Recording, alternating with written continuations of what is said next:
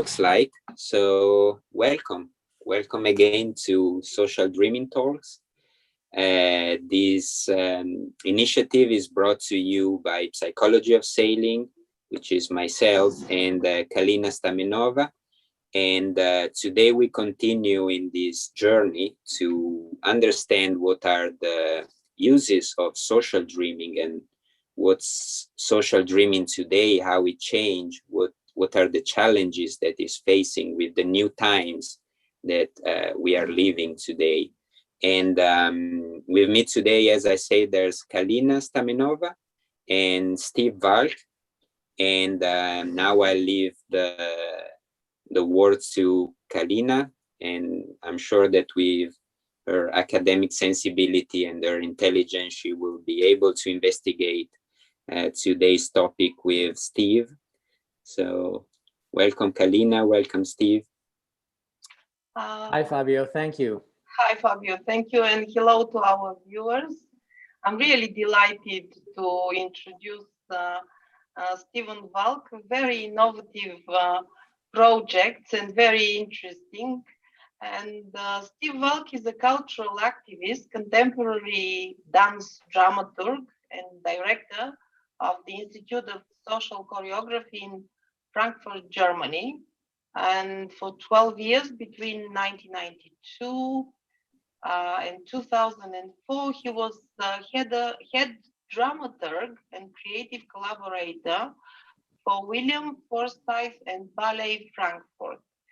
From 1998 to 2004, his dramaturgical focus on transdisciplinary networking led to the development of a new participatory epistemology for the institution of contemporary dance. 1998 to 2004, the resulting large-scale project, Schmal Club, from 1999 to 2002, and New Meaningful Public Space, 2003 to 2004, are now recognized as seminal works in the emerging field of social choreography. In December 2012, in collaboration with the network of local, regional, and international transdisciplinary theorists, cultural practitioners, civic and creative partners, Steve founded the first Institute of Social Choreography. Currently, he leads seminars in expanded art practice, experimental social work in the Department of Aesthetic Education at the University of Applied Sciences in Ludwigshafen. At Duke's University Kenan Institute of Ethics, Valk recently co-founded the first laboratory of social choreography with choreographer and Duke professor Michael Klein. Wow, that's a handful. It is, yes, it is. And I think there's more handful to come. The projects you are involved in are really interesting. And but when we were talking about this particular talk, we thought you and Fabio and I agreed. You suggested that it's kind of a thought experiment. So we'll think together in a way, and I don't know. But could you say how your journey with social dreaming in particular started, with or in social dreaming? You said you worked with Gordon Lawrence. Well, I would love to, because that was such a dense information, about my work and all these things. I'd like to have a prelude of addressing that a little bit. And then also the subject of thought experiment, which you mentioned. So I'd like to say two things about those things, and then to go on and answer your question. So I came, as you were talking, I thought of the concept of something called the biographical accident.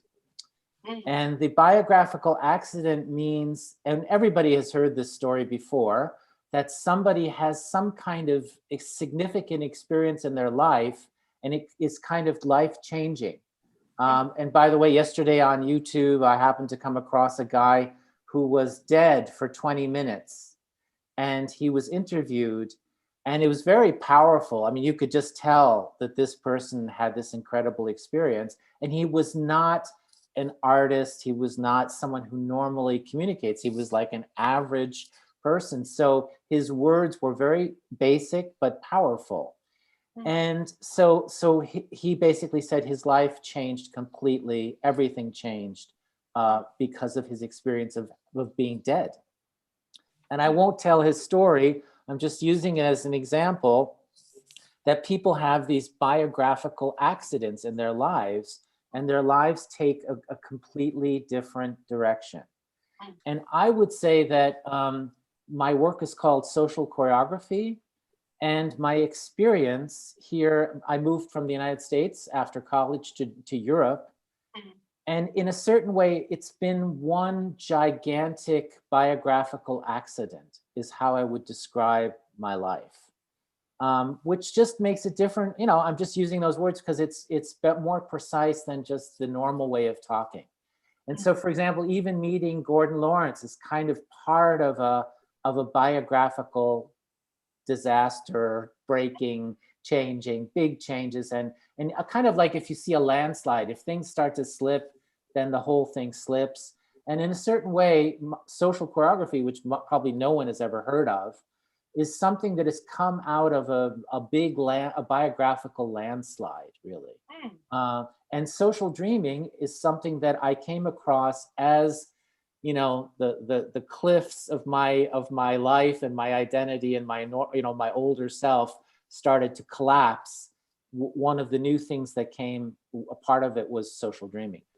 So and then, you know, to this concept of thought experiment, I guess that's framing that in a way, that a thought experiment today, like it would be wonderful if everybody who's part of this talk, you know, comes away thinking, gee, I didn't expect that. And, you know, even we who are talking do not expect what comes out of the talk. Yeah.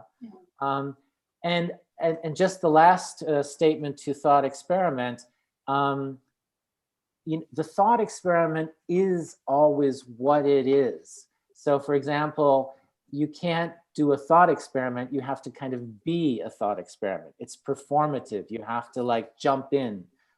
So things don't change unless you kind of jump from the cliff and just go for it, you know. My last free association, there's a famous researcher in psychotropic drugs, Terence McKenna.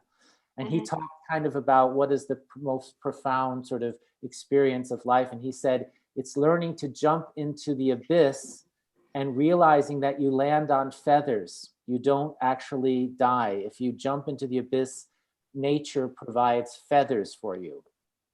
So also that, like, so yeah. So getting to Gordon Lawrence, you know, I came out of, I'll do this just quickly, answer this question, but I came out of traditional state theater in Germany. So I had a wonderful opportunity. Again, I kind of slipped in to theater. And so I was a part of, you know, the big stage and shows every night, and, you know, Shakespeare and German classics, Schiller and Goethe, and Russian classics, Chekhov, and all these different people. So, but really high quality theater. And then also by accident, I slipped into very large scale experimental theater, which is, you know, where there's big crowds and big money, but the productions are very experimental. So I wound up working with Robert Wilson, who people might know, but he's considered, his theater is called the Theater of Dreams. And some of his productions are 7 hours long. And his most famous piece is in silence. There's no text, there's no music, it's all silent. So these are very unusual kind of history-making experimental theater works. And that's kind of where I then landed. If my landslide kind of had a stopping point of sorts, was to go from studying in college and not even really doing theater to landing first. The first landing point was I'm in the middle of mainstream, big time experimental theater in Europe. And so, yeah, and so so what happened was that I wound up at Ballet Frankfurt, which I equate, just so people understand, I call it the Silicon Valley of the performing arts. And so William Forsythe would be someone like Elon Musk, like some guy who's just, some people say Elon Musk is an alien. Nobody understands how, how he thinks and how they're able to do all these things. But William Forsythe is a certain way like that. He revolutionized, totally transformed, modernized the ballet, and really gave it a future, because it would have been, it's a dying art, and it needed people like Forsythe to totally revolutionize it. And Forsythe I call a visionary social thinker, and what it all culminated in was no longer doing things on a stage and just having wild experimental performances, but we actually left the theater and we opened a giant public venue, a big streetcar depot, and it really became a participatory arts gathering place.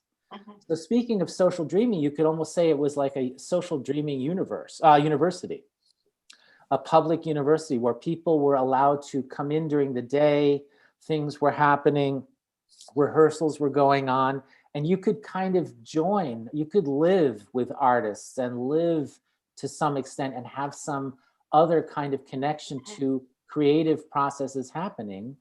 And it was a beautiful space. And like I said, we curated it. So it was like a dream world. You walked in there, you didn't know what you were gonna experience. It was very down to earth, like mothers came with their children. So it wasn't just elite art people, but it was very, very down to earth. It was like a giant public living room, ultimately. People slept overnight in the theater, all kinds of things happened. And when that ended in 2004, I went out kind of on my own. Like after you've worked with some great artist like a Picasso or some other great artist, you kind of need to then leave and go on your own. And so it was leaving Ballet Frankfurt, going to Ireland, and having a similar situation, not as large, not as massive, but we had an 800-year-old beautiful church that was totally modernized for contemporary dance. And we had studios across the street. So we had a beautiful facility in the middle of town, and also a sacred public space for people to come into. And as we wanted to develop our own ideas about the social and participation and theater and what that all means, our example is there's a grandmother walking with her grandchild down the street. She turns into the theater because something is going on and there's an open door and people say hello. And the next thing you know, she's sitting with her granddaughter. Instead of getting an ice cream, she's watching contemporary dance. So that's a dream, that's a hallucination. You're walking down the street, every day, and suddenly you've been lured into, a place, and there's these people sitting in the afternoon watching an incredible contemporary dance performance. And that led us to this notion of social dreaming. Like we had that kind of even in our minds before we knew there was such a thing as social dreaming. We called it social choreography, but we played around with this word social. We're thinking about these terms. And so we literally, in the newspaper, I think there was an advertisement in London, and one of our colleagues was going for a social dreaming matrix. And so again, I call this like a biographical accident. We were kind of immediately, as we contacted Gordon Lawrence and said we were interested, he spontaneously invited us to be part of what I would call an exclusive small gathering of the organizers of what's it called, the board of trustees of social dreaming, in his house in France. So the first time I ever did social dreaming, had no clue what it was. I went to France and was living in a medieval village that was abandoned. Gordon Lawrence had one of the few houses in this village. And I walked into this beautiful room with paintings and sculptures. And you can imagine what a Gordon Lawrence living room might look like. and I'm doing social dreaming with these experts, and I've never done it before. And we did it for 3 days. But it made sense. It fit into the larger, let's say, choreography of all kinds of things that had been happening to me. So social dreaming became one of the beautiful instruments and experiences that added to this, again, I call it, this biographical, collapse into a new world, into a new kind of, thinking. It was part of that. And we told Gordon Lawrence what we were doing, and I told him what social choreography was, and he became immediately interested. For about 7 years, we worked together, pretty closely. We did quite a few, I would say we must have done 7, 8 projects together, maybe more, and visiting, and so there were informal visiting and maybe some little here, matrix here and there, but 6 or 7 projects kind of together. And one of the projects was one of the largest I'd ever done, and it was the largest social dreaming project Gordon had ever done. So in fact, before he passed away, he said that it was one of the highlights of his social dreaming experience, because we did social dreaming for 14 days as part of an experimental dance festival. And it was very big, and it was it played a central role in this festival, in this work. Anyways, that's the answer to, and the kind of the context for how I came to social dreaming, or how people from theater and dance and experimental theater gravitated toward Gordon Lawrence and connected. And that connection is held to today, until today. You have been interested in dreams, obviously, before you met Gordon Lawrence with his theater of dreams and the possibilities. So there was something about dreams perhaps already there. But you mentioned in our previous meeting that you also integrated movement and dance. That was a very interesting experiment. How many days did you say? 14 days or? I think it was 12 days. The festival was 9, and we started 3 days before the festival began. And maybe Gordon arrived, he could have been there for a total of 2 weeks, something like that. But officially we did 12 days straight, every morning social dreaming, and even had 2 or 3 evening social dreaming matrices as well. And by the way, Gordon came from organizational relations. So really, he was working with organizations.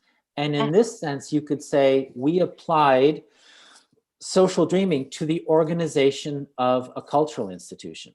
So yes, it was a festival. You could say it was part of the arts programming, but I think it's more accurate to say it was an experiment with the institution of culture itself. So that the staff was in the social dreaming matrices, and we tried to see if we could create more of a symmetry and more of a, more of a connection between the office and the business of a dance company, a dance institution, and the actual practice in the studio. So if you imagine the studio where the dancers are, it's all quiet and people are moving and bodies and sweating and music and beautiful. What if you took a sandwich and you said there are people typing, phone calling, filling out applications, doing banking, and you put those two together? Is it possible for those two things to connect meaningfully? So you don't have this one world and the other world. You kind of can, create a kind of connective tissue. And the idea was that, of course, cultural institutions are meant to give ideas to society. That's what they're there for. They're innovators. So the idea was, if you were a politician, or if you were a business person or somebody coming to the dance company, the dance company could say, hey, guess what? We do things completely differently here, and we will show you how we do this. We organize differently. We write differently. When you get a letter from us, it looks very different than from other people. So the idea was, can we actually experimentally explore what an institution is? Was that one-off or series of such Well, it was one off as a larger project. I mean, the connection to that theater remained, and many people continued. That meeting with Gordon Lawrence inspired many of those people to go on and continue working with him, and it fostered, it fostered a social dreaming practice with many people, out of that project. So, yeah, it was a one-off, but it was very generative in how the effect it had on people. So it's to connect people to art, but also to connect people within art organizations. Well, yeah, I mean, I would say social dreaming is about connecting people to their inner images, to their image producing, their meaning making apparatus. And that's what the arts are. So basically what we're wanting to do is to do almost like the preconditions, look at the preconditions of art. Like if you're a scientist, you want to say, how does creativity function? How do, like, what is art? What is dance? And experimental art is always doing, experimental music and all these things are always kind of exploring the roots of something. So we were exploring and also this is really interesting, is social choreography is exploring the potential of the audience. Normally the audience is there to witness, but you're not really exploring the potential of the audience. Like, what are they capable of doing?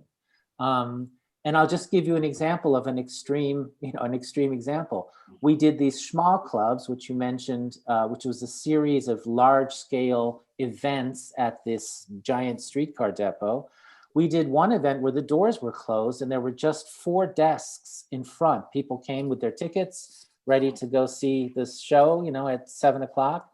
And there were 4 tables with 4 cities on these tables. And you had to sign up. There were 200 tickets. 50 people had to sign up to each table and then decide on a city. And they were like asking, well, why do I want to go there? What I want to do that? And then we could say, well, there are no more tickets left for Cologne, but there are tickets left for Basel. And by the end of the 15, 20 minutes, everybody was assigned to a city.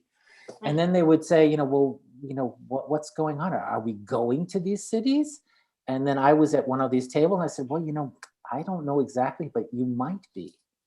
And then they were like, well, yeah, but my dog is locked outside. I have to call the neighbor if I'm going to be doing something like going to this city because he needs to let the dog in. And I'm like, well, then I think you should call the neighbor.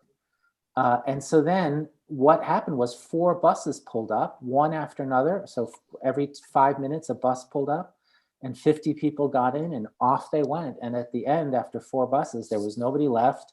I packed up my table and my stuff and we put it away and I went home.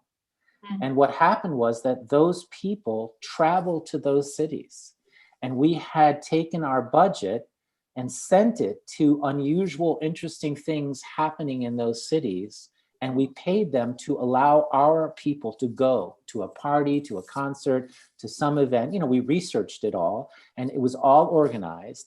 But so when you talk about experimenting with the audience, what they're capable of, this is what they're capable of. They can come and they will actually take a 4-hour bus ride to a city and come home at 8 in the morning, expecting to be home at 11. And so social dreaming, from my position as an experimental theater maker, is an exploration of the possibilities that are with people and with all of us, but the kind of creative, transformative possibilities. Some people have called social dreaming a yoga. So maybe this is like empowered democratic yoga. This is like creativity yoga. This is arts and cultural yoga. That's how we contextualized social dreaming. I'm thinking of co-creating, actually. Yes, yeah.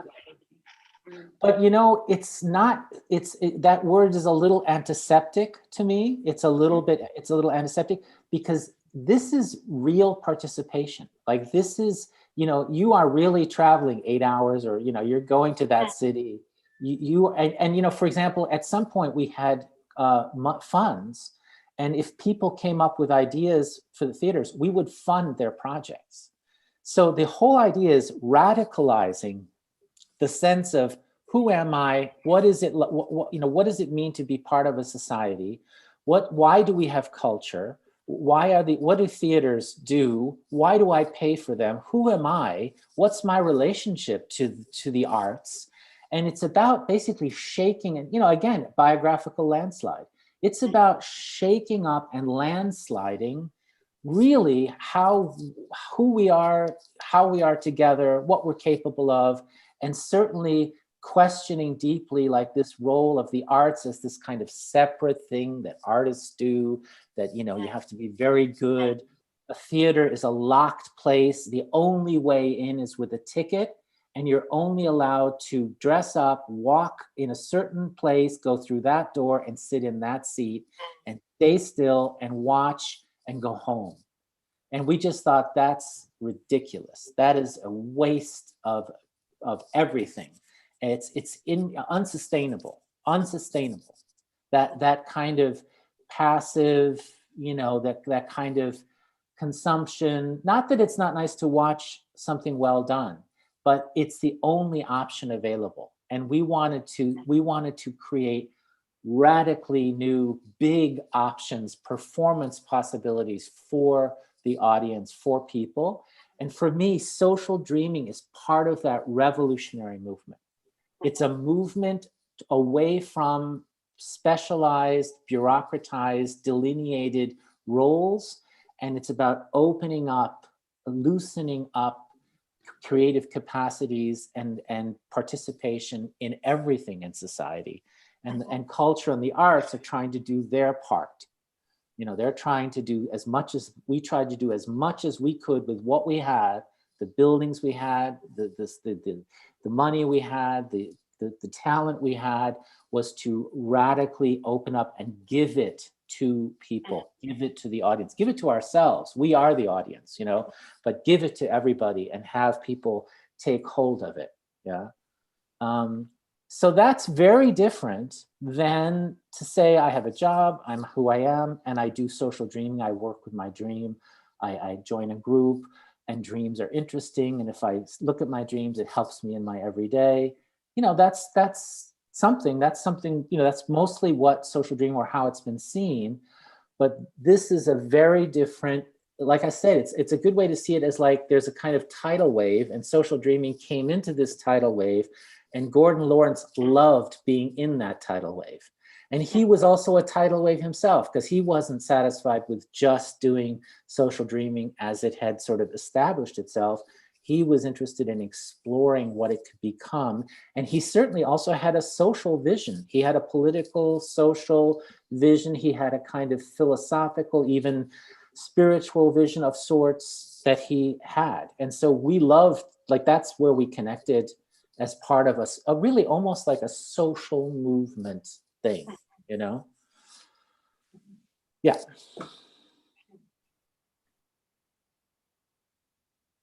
You said at the same time there's some sense of disconnectedness. Well, Gordon was a troubling person. A lot of people, almost if you ask anybody, Gordon Lawrence, they would say, oh, well, he wasn't that easy. He was difficult. He was this, he was that. And, there is a tension and we live in a political situation where, for example, what I just talked about, sort of empowering people to connect with their own imagination and with maybe their libidinal energies. They're kind of like, they're kind of emotional and psychological and dream kind of energies. This is not how society works. And this is not how institutions work, and institutions do not like that at all. I mean, they want things to run in a measured, controlled way. They love that things do what they're supposed to do. They love when something starts on time and ends and goes away forever, unless it's invited back in. And so there is a major conflict with when you start to, see these things as something that you want to establish, and that there's a kind of something more behind what happens if you connect to your inner life and in your world. If you start to act on that, you get into trouble. And there can be harsh disconnects. There can be There can be, you can be doing something wonderful and suddenly the whole thing goes, stop, go away. We don't want this, and, Fabio and I have been talking about this as well, is that there's a need for social dreaming to be a comfort in Corona. There's a need for social dreaming to be a kind of relaxation, which is wonderful. Like, that's also what it is. Pleasure and aesthetics are the core of what this is. But my focus has been on kind of radicalizing, which means kind of deepening and expanding and kind of like creating a larger understanding so that this gets mobilized. And, we all know we're living in really challenging times. And if you talk to 100 people, probably 95 are going to say we need to really do a lot of things differently. I mean, really everyone will say that. Well, the fact is, who's doing something differently? How do we do something differently? How does that work? When does it start? Like, when do we start doing things differently? And the thing is that, so we all know the problem with this, like in America, there's this, radical return to make America great again. Like, literally let's just go backward and stick there, and stay there. The solution is to just stop progress or ignore reality. Yeah. I mean, this is terrible. This is deadly. Yeah. And so this is the trouble, the disconnect you speak of is the disconnect of our times. I mean, there's a disconnection all through society, and it goes right to the individual and to our imaginations, having the time to dream, the time to follow your intuitions, to do things when it's the right time to do them, and not to do things because the alarm clock went off, and your deadline is due then. Yeah. And being in an organization that only thinks that way, like, we pay you so you do what we want you to do. We tell you what we want you to do. We even tell you who you are, because you are what you are for us. We don't care who you are. We are interested in who you are for us. That's the end of our interest in you. Yeah. Gregory Bateson was asked by his daughter, they were talking about corporations and and criticizing corporations. Bateson was, and his daughter said, "Yeah, but Dad, corporations are made up of people." And Bateson answered, "No, corporations are made of parts of people." And so this is the world we live in. We live in a world where there's very much a highly controlled, often hierarchical, but very much controlled, measured kind of world. And it wants parts of us and not our wholes, So social dreaming is like slowly moving towards becoming a kind of a whole. And honestly, that's for me the role of the arts. Like, I don't give a crap about the arts. What I do think is that the arts are a practice, an area to explore being a human being and exploring and expanding what's possible and what can be sensed and what can be, your strength, your body, your voice, your speaking, your imagination. This is where we work with all of that. Yeah. And so I hate this notion of like, getting an arts education, being in the arts, who's the artist. I'm really much more for a fundamental re-education where the arts become just folded into everything, and neuroscience is backing all that up. I mean, neuroscience is basically saying theater and dance are as important as math for students, to be doing. It's critically important to be feeling your body. That's perception is everything, So I'm just saying that's where all this is the big avalanche, the big mess, that is this work, and that connected myself to Gordon Lawrence, and how I see social dreaming as part of this, this movement or this lava that's flowing, that's kind of pouring down the mountain, So there's a potential of the method to be used in many different contexts and projects, so to say, in the arts, in research, in social movements. I know the Tavistock Institute organized social dreaming matrices during the Occupy movement. Yes, yes.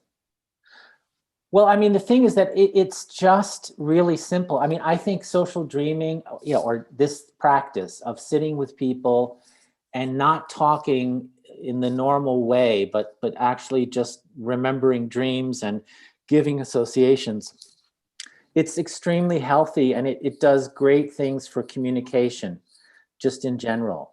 And, you know, so I would want to normalize it.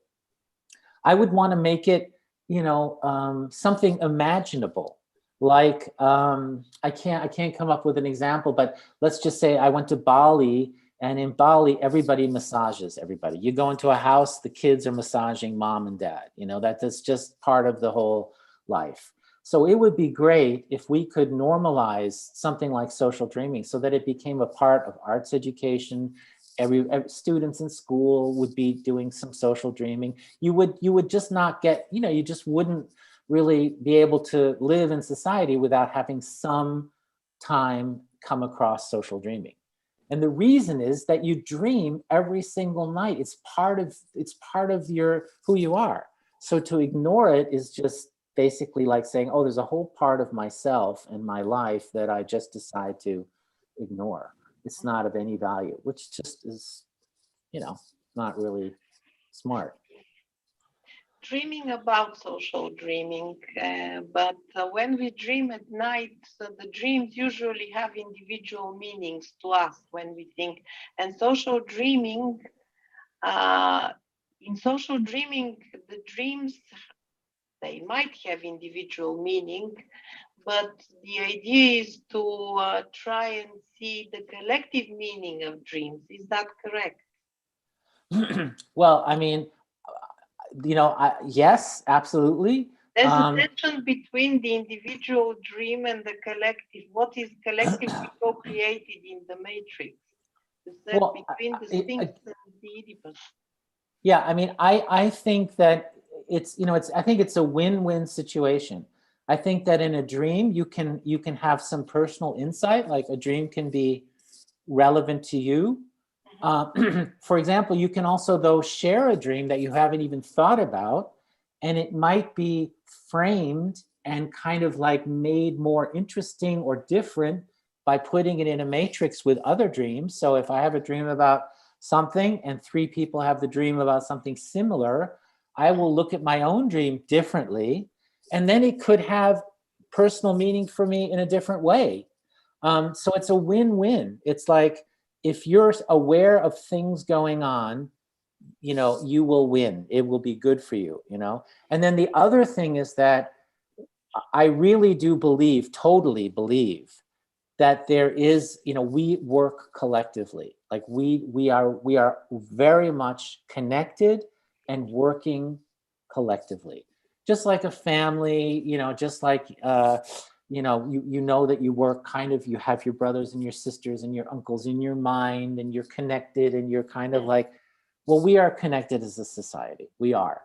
And so these dreams perform, they manifest images and qualities that are both individual and collective, and that's who we are. We are that. We are both something that we could say, well, that's kind of me and my experience, and that's kind of, I identify myself, but at the same time, myself is not disconnected. In fact, it is fully connected to this notion of that, what everyone, the whole social system. Yeah.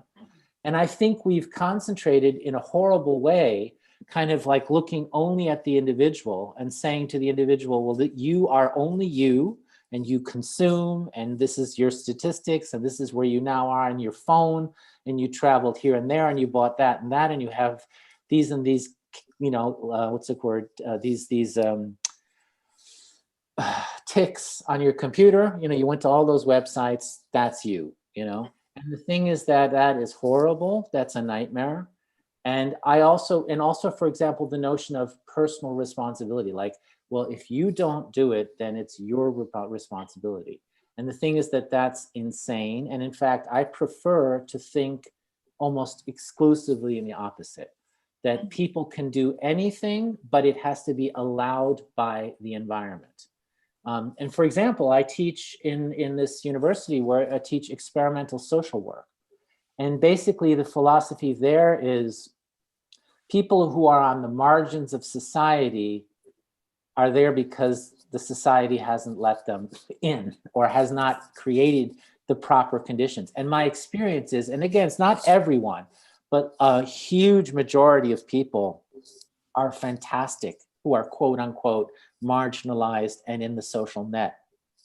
They have skills. In fact, sometimes they seem to be better human beings than people you meet in the everyday functioning world. And so what we need to do is create social structures that allow for these humans to do what they can do, to be who they are, and they're fantastic.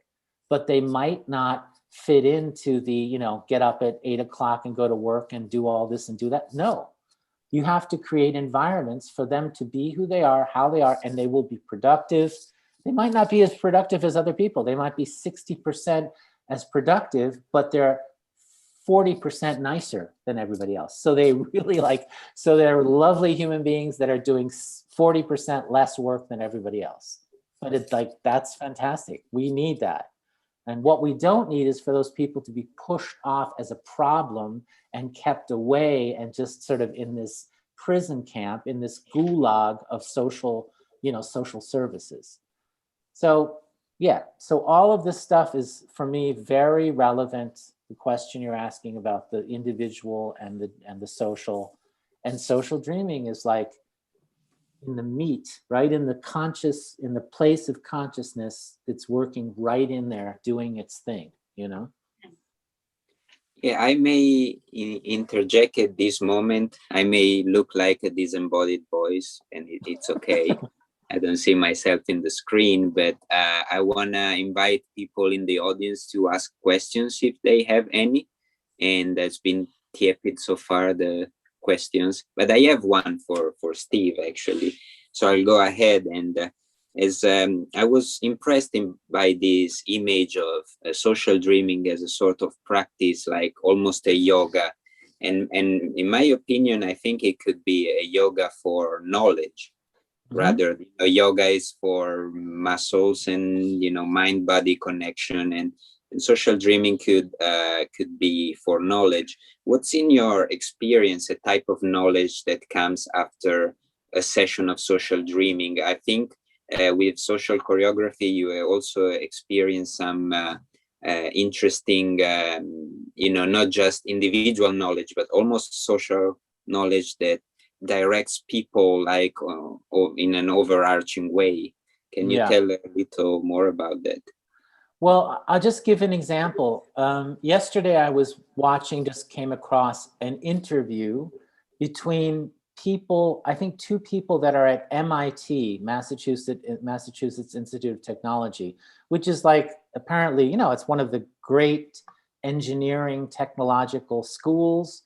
And there was a discussion with a historian and this guy from MIT, and they're very smart and they're very, they have a wide range of interest, and they really seem to be like just very general knowledge people. And I was listening to them talk, and they were literally talking about is there such a thing as evil? And, I don't know, all these like very basic philosophical questions. And as I listened to them, I thought, these people are dumb. Like there's something really dumb about this conversation. And what I mean by dumb, in the sense of limited, small, it sounded like, for example, what they were doing is just reading parts of an encyclopedia. None of the things they were saying was really original, but it was like as though they had read pages of an encyclopedia, and this was their knowledge. Like they weren't reading a encyclopedia. They had very good knowledge about all kinds of things. But the answer to like questions about, and I wanted to say, and part of this moved to this question of, all these people are talking about, well, we can live on the moon and we can move to Mars. And they were talking about all these kinds of things. And I just thought, oh my God, this is ridiculous. And if I were in that conversation, I would talk about the time I went, surfing with a kayak with my best friend, Dave, on, a beach in Massachusetts at sunset with ice cold water, and what a gorgeous day it was. And I was kayaking, and I would talk about sensual experiences that their conversation completely ignored or did not bring into play. So for example, if you're thinking about, like, nobody living on the moon in a bubble is a nightmare. It's horrific. And so, for example, so these people seem to be lacking in a kind of deeper, empathic, imaginative, sensual connection to life and to what life is. And so I totally agree with you that the knowledge that social dreaming brings is a kind of knowledge, an aesthetic knowledge. Like I teach in the Department of Aesthetic Education. So I'm talking about the ecological aesthetics. I'm talking about the kind of infinite pleasure and aesthetic depth and meaning we have in our relationship to ourselves, life, nature, each other, and there was just no sense of that in this conversation. And that's why I call it stupid. And I'm saying stupid to your notion of knowledge, is they seem to be completely lacking in access to the knowledge of the profundity of experience, of just how sublime, our lives can be, our experiences can be. And so that's for me what social dreaming starts to that's the yoga, and the yoga that connects us to the knowledge, in the sense of, I'd call it ecological, aesthetic, sublime knowledge of nature. Yeah. And the fact that consciousness, like how we are in the world, is it's studying your dreams and being aware of your dreams and being aware of that process is just important. Like yoga makes you aware of your body and your bone structure and your the way your muscles are and the way your posture is. This makes you aware of part of how your brain works and how we are. But then, do you think that the social dreaming aims to study unconscious processes or some other parts of the mind? I'm not quite sure here, because it's not about conscious. Are you saying social dreaming aims to understand conscious processes? Well, I think everyone, for example, speaking of the word, how I'm using consciousness, everybody says that once they start doing social dreaming, they're much more conscious of their dreams and they start remembering more dreams. That's like one of the simple things that happen. So in that sense, that you become aware and you start to sensitize and see contours where you didn't see them before. And then another example, which is when it starts to get crazy, is when you start, and Gordon wrote about this, by the way, and spoke about this, when you start to see things like the matrix and things that appear in the matrix, suddenly in the world, something appears and you're like, that is insane. That's just, it totally connects to the matrix. And it just seems to be as though there was some kind of telepathy going on. Like, this is just, so that your everyday starts to have meaning. Or for example, you're talking with someone and they talk about an image, or they talk, and you have just delved into that in the matrix and in your own thinking, so that when you meet this person who just is saying something about black birds on their terrace, you can access and enter and deepen the conversation right away. And people also pick up on that. You don't even have to say, oh, guess what? I'm going to tell you a lot about black birds because I just did that in the matrix. People sense that there's a deeper quality coming, and it just begins to affect your whole communication. And then there's a final, like I said, there are many things, but one of the really important things, I found meetings. I have learned so much about a meeting. You sit down with 5 people at a table, or 8 people, or 3 people. And for me, I'm in a social dreaming matrix. I'm at 0. I hear someone say something like, oh, we've got more coffee coming and we need some milk. Oh, okay, yeah, no, that's good. For me, it's all a matrix. And so when you want to get your point across, when you want to win an argument, when you want to convince people, you know, you're kind of, I'm on the level of the matrix. I'm able to say these things in a different way and to hear people, see people, and communicate in a totally different way. And it's very effective. Like, it just works. It's just, so I'm just saying, these are just 3 examples of where I would say there's a significant change in your way that you're in the world. Like if you go to a fitness studio and you do exercises, or if you do yoga after, you know, a month or after 2 months, you start to feel differently, you know, you just do. So that's what I mean by consciousness. In a very, I have 2 questions from the audience that I want to read. The first one is from Alan Tollefson, which says, I want to use social dreaming as the basis for derived experimental theater work, hoping to democratize the creative process. Do you have any recommendation for creating a theater practice based on social dreaming? And then Carla Penna says, social dreaming allows people to get in touch with different forms of thinking. Dance allows us to express through the body other forms of thinking. In which way do you think that dreaming through dance allows us to transform ourselves and the other? I guess these are the questions. How to create a theater practice with SD, and what's the relationship between thinking and moving and social dreaming? Okay, well, to the first one, I believe there's a lot to be done. So I just think social dreaming is just excellent for theater work, for orchestras. You know, like if I were doing a major orchestra work, I would have the orchestra do social dreaming the whole time. And I definitely believe in theater. Now, there's a question of you know, I think there are many approaches. I mean, like I said, Robert Wilson was one where kind of dream images, you know, literally wound up on stage. Just so he literally directly translated them to images.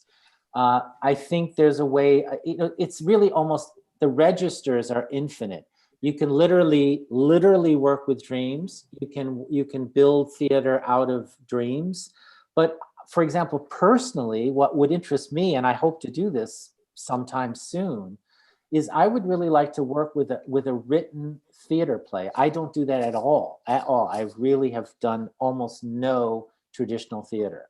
But I think it would be fascinating to do social dreaming and then to have it as a kind of a secret underlying code that goes into what is happening in a play.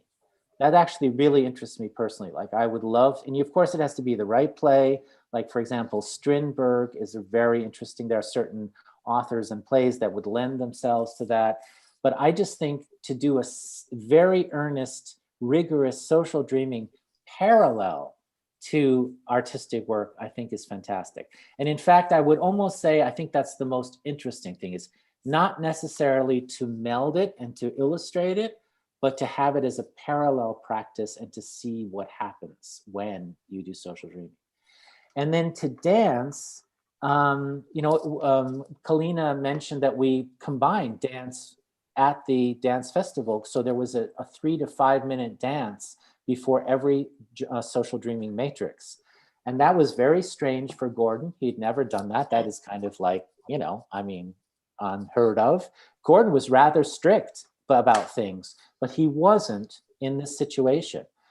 And so just as an example of what this, so what happened was that people came to the matrix. We had a very comfortable setting. People sat down every day. It was like at 10 o'clock, got ready. And then Gordon gave a brief introduction to social dreaming. He did a longer one the first day, but he assumed most people were coming for the whole week or whatever, but he would do a little introduction. And then just before he would say the final sentence, before the matrix started, he was quiet. So he held his breath. And then a dancer, a person would get up and do a 3 to 5 minute, we called it morning dance. And the idea was it was absolutely not choreographed. We called it a kind of tuning of the space, so that the dancer was meant to just receive what was going on, to kind of sense what was going on and move and tune the space. And I believe that that's a fantastic thing to do for a social dreaming matrix. And I won't go into detail, but this dancing very much had an effect on how the matrices worked. The matrices influenced how the whole festival went, how this project that we did went. So the dreaming is a state of body and mind. And I'm actually most interested, I've said that as well, is I'm not so much interested in what happens in the matrix. I'm interested in how it feels and what happens after you leave the matrix. And that's already getting into something like dance. Yeah. There's something, Carla and Alan says, thank you for these answers. And there's a curiosity that comes to me now. So usually after a social dreaming matrix, there is a moment of reflection. And that's been done in different ways, depending on the idea, why you do social dreaming, what's the context. But in a way, what you're saying is that if after a matrix, you could almost go into the world and things will happen anyway without this deep reflection to bring, people sometimes are not very happy about what you get from the matrix of dreams, but what you got after the matrix of dream is already at work, so it's already doing its job. I would say I actually completely believe in the reflection, and in fact I wouldn't want to do a matrix without a reflection. So when I use the word matrix, I wasn't literally meaning after just the matrix. I think the reflection is absolutely necessary, because it's a kind of processing. So it makes the matrix kind of usable, and it starts to make, Gordon talked about having sort of hypotheses, like what are suppositions that are in the matrix? What is the matrix telling us? And I think it's very useful collectively to it's like going over a mountain of of stuff that lands, on a beach. Like you start to pick the shells and you start to look at what there is, and you start to take that stuff into life, and you start to say, oh, I like this, and I found this, and I think I'm going to use this here. That's kind of what happens. And I think that's like, I actually literally would never do a matrix without a reflection. I just doesn't feel at all proper at all, or it just no. So what I'm talking about is after you've done the matrix, after you've done a reflection, and you feel like, hey, this is done, this was great, thank you. Then you go off and those things begin to work and have an effect. And, and then I'm really interested in, like, for example, I would love to do, and we're thinking of doing this at Duke, is do a project where a matrix is connected to some kind of action, so actually everyone that's participating at some point in the series of Matrix and the Matrix series will have to present some kind of project or some manifestation, some kind of creative, innovative manifestation in the world of what the Matrix has done. So that would be kind of almost the next thing we're thinking of doing at Duke. Great. I think we reached our end for today. The time is ticking. And is there something you want to add, Kalina? I don't know. Steve wanted to share some pictures. Well, I think it's good. I think we're good. I think that was one option, but I think your question at the beginning to kind of sort of the notion of the thought experiment, and also this whole biography, which was like a giant pile of information, that was great, because it kind of like, for me, it kind of started this problem of a pile, and of this thing that, that life and our biographies are working out of all these kinds of things. And I really like that image, because like I said, that's where social dreaming is part of the larger cultural pile that just kind of that I fell into, that fell with me, fell together with other people, and that we've been kind of like, picking at and working with for the last, 15, 20 years. Yeah, and that's what brings us together here today, is that that process of looking and picking things up and examining what's come, what's been, what's washed ashore, what has been washed ashore through this process, Well, we had done a little bit of today, a little bit of dance, because as Carla said, I dance listening to you. So I will we will end on these notes. I want to thank everybody, and we will see you in the next episodes. There's going to be Anne Morgan and Andy Mlongo on the 26th, and soon we're also going to communicate the program for May, and then we will let you know. But thanks Steve, thanks Helena. Thank you, Steve. Very, very interesting. What a dance.